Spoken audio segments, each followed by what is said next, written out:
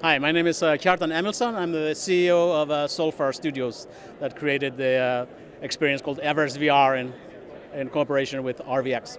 What is Everest VR?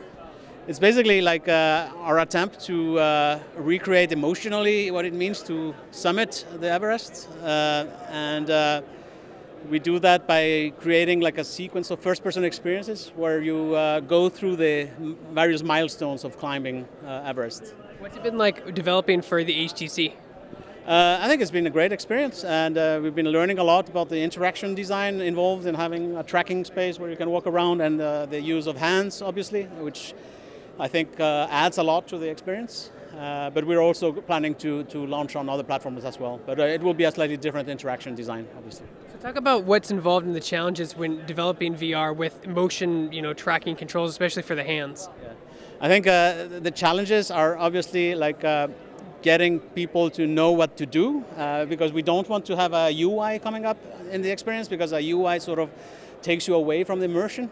So everything needs to be very intuitive and natural, and sometimes that's difficult to find. That is usually the most difficult task in UI to get This that. is mountain climbing, so obviously someone with vertigo or have a fear of heights should probably not be playing this VR experience.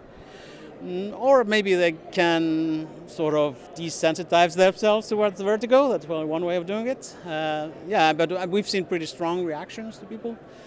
But our goal is not necessarily to like frighten people. It's more like to give them a real impression of what it would be to be there. And vertigo is one of those things. Another thing is just the presence of the mountain, which is like another sense that you get when you're out there in nature.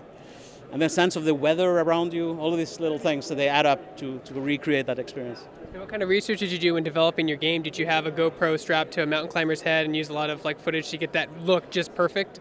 So actually, I said, we do that in co-production with a company called RVX. They are a special effects company from Iceland. And they worked on the movie Everest before, so they had a lot of know-how how to recreate those things. And the whole asset was recreated with using techniques like stereophotogrammetry, so actual footage and pictures from the mountain to recreate the 3D model. And then we sort of have to cram it to sort of make it fit into a PC. And what game engine did you use to build your game? I use Unreal Engine, and then various third-party tools to sort of optimize it for VR, because VR obviously needs a lot of firepower to be able to run. When can people experience Everest VR? When can we expect it? Yeah. Probably in a couple of months' time.